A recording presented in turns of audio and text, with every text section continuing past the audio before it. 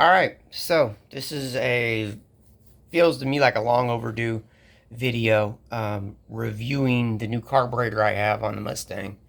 This is a Summit 600 CFM vacuum secondary carb. Let's start with the bad. The only bad on this thing is it tends to want to rev up on the idle. I'll pull up randomly, cars all the way heated up. I'll pull up to a stoplight and the car will be idling at 1100 RPMs. I stab the gas, it'll drop back down. This problem is on Summit's own website in the reviews of this carburetor. It's on the internet in a bunch of different forums. Guys using it having the same problem. I've looked all over the carburetor for binding of the linkage, binding of the butterflies. I can't find a reason why this is happening. Okay, so what I like about the carburetor, compared to the AVS2 I was running, the AVS2 is definitely trouble-free as far as the idle and as far as everything. This carburetor, aside from the idle problem, there are no problems. And it eats compared to the Edelbrock. My neighbors were saying they could hear how fast that it goes through the RPMs. You know, it climbs the RPMs faster than it did with the Edelbrock. I have changed the vacuum secondary spring. I got lucky at O'Reilly's and found that on their clearance aisle. $2.40 for a spring kit. It comes with the right in the middle plain spring. I went with the 2 steps lighter and the car liked it, and I went again to the lightest spring and it loves it. It's no bogging at all. This carburetor actually has annular boosters, primary and secondary. The AVS2 only has them on the primary. If they made this carburetor in a manual choke, I would have bought it. And from everything I've read and the videos I've watched, it's something to do with the electric choke and the linkage. It makes it climb back up.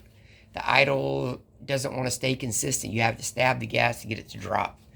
Another advantage for this carburetor over the Edelbrock is the secondaries you can actually crack open. CNC Auto Works turned me on to this. So the cam in here, I guess, is big. I'm not sure. It's a mystery cam. But I know the vacuum at idle is about 8 inches. So it's got low vacuum. When I ran the Edelbrock just off the primaries for idle, I was into the transfer slots. And, you know, it smelled rich. With this carburetor, I'm actually able to crack the secondaries open a tiny bit. I opened them, I'm about a quarter turn total from where it was factory, and that has let me it's about 2 to 1. So a quarter turn total, I've been able to back off the idle screw a half turn, and my transfer slots are just about squared up right now. So yeah, it's definitely more tunable. You know, you have the secondary spring, the power valve, right? It comes with a 6.5. I'm running a 3.5 right now. I may throw my vacuum gauge on there and actually drive around with the vacuum gauge in the car and do a couple of different test pulls at different loads on the motor and see what it likes, you know, see what my vacuum drops to. I could tell you right now that it likes to break traction in first gear. So, you know, my rear end's ridiculously tall gears. So, you know, me cruising in first gear at 20 miles an hour and it's 2,000 RPMs, it'll break traction. The Edelbrock didn't do that. Yeah.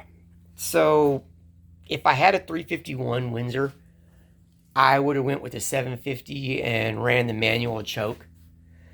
What I'm going to try to do to solve this idle problem is, instead of running the return springs and pulling it backwards, I'm going to try and put a kit here and run it out the front to pull the throttle back that way and see if that solves it. I hope it does. Yeah, it's a problem Summit needs to address. They just keep churning these out. They're relatively cheap.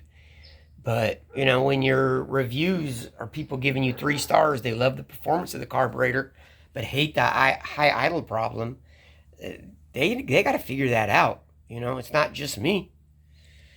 Anyway, yeah, car loves it. I would recommend it. I would say if you have the cubic inches and you could use the 750, get it and run the manual choke and don't have the problem I'm having that lots and lots of other people are having. Do I like this carburetor? Yes. Performance-wise, is it better than the Edelbrock? Yes. Is it as trouble-free as the Edelbrock? No. No, it's not. So, those are my thoughts. And coming up on the car, I don't got much. I'm waiting on the winter, and we're going to do the 355 gear swap. I got some car shows coming, so I'll post some more cool cars for you guys to see. Right on.